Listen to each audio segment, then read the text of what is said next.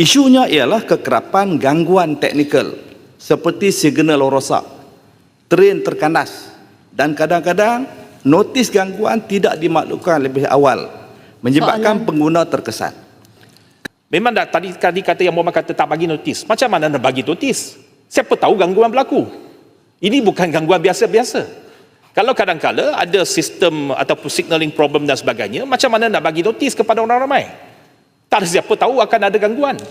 Jadi yang berhormat, ini bukannya soal kita berhentikan perkhidmatan untuk maintenance dan sebagainya. Kalau ada regular maintenance yang menyebabkan train itu akan kekerapannya akan berkurangan ataupun waktu operasi akan lebih lewat, sudah tentu notis diberikan.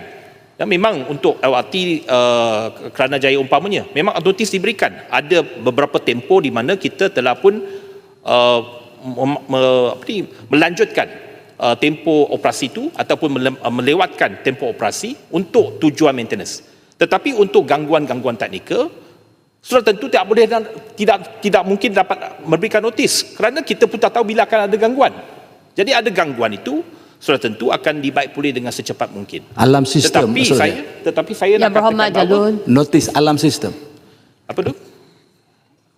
Ada sistem alam yang memberi maklumat, bukan notis bertulis maksud saya. Kalau ada gangguan, sudah tentu ada dalam social media, prasarana dan sebagainya untuk memberikan makluman kepada orang ramai supaya menggunakan alternatif transport dan sebagainya. Tetapi memang kita mengambil maklum bahawa ada penambahbaikan yang perlu dilaksanakan oleh prasarana dari segi communication dengan penumpang ataupun dari segi bagaimana mengawal penumpang ataupun crowd control dan sebagainya. Itu memang ditambah baik.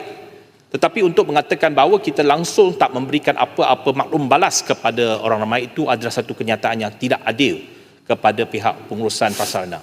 Ada kelemahan, kita tambah baik, dan ada juga usaha berterusan untuk memastikan perkhidmatan yang lebih baik.